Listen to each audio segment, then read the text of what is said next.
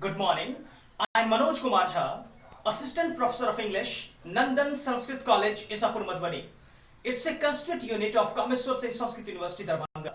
Today, we are going to discuss something more on the uses of imperative sentences. Actually, today's lecture is the continuation of my previous one on the topic. The lecture is important for degree students. Well, first of all, try to understand what is an imperative sentence. Imperative is the form of a verb that expresses an order. For example, go away is an imperative. Here, go away is an imperative. Well, let us is used most of the time as an expression of imperative sentences. Let us plus verb expresses a suggestion. For example, let us go for a walk. Good idea. Well, try to understand. If somebody says, let us go for a walk, you reply, good idea.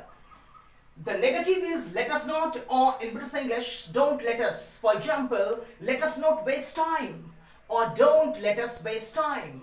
In British English, we can use the tag shall we, means question tag. Let us sit down, shall we. You can use let me see or let me think to show that you are thinking about something. Well, try to understand, the rule is important. You should try to get me. You can use let me see or let me think to show that you are thinking about something. For example, let me see, what else do we need?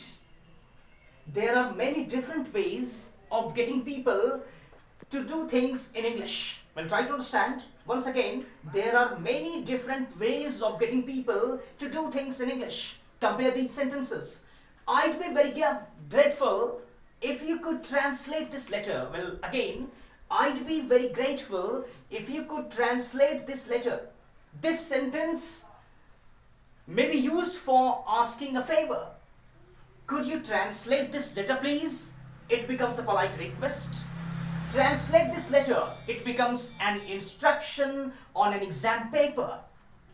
The form we use for an order or request depends on the situation. Well, try to understand, situations are of crucial importance in spoken English. Situations are very fruitful, are very commanding for the expression. The form we use for an order or request depends on the situation. It is usually necessary to use a polite formula such as could you, or rather an imperative. Means whenever we are going to start a conversation, we should start with a polite formula such as using could you or could we.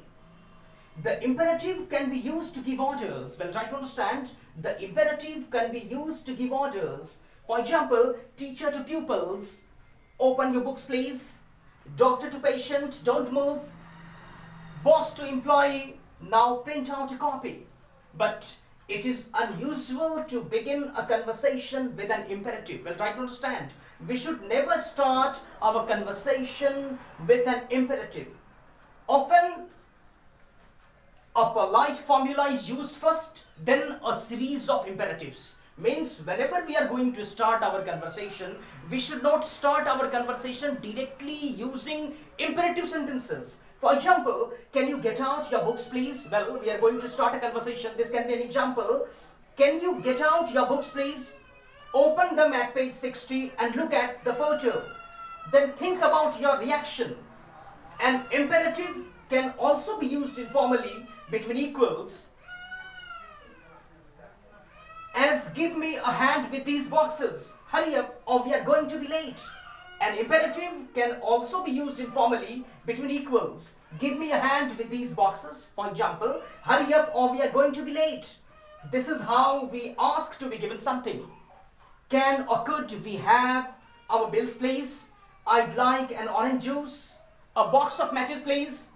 Rather than do it, say could you do it please, or would you mind doing it please? In this way, today we have seen the certain uses of imperatives or situational uses of imperative sentences. That's all for now. Thank you.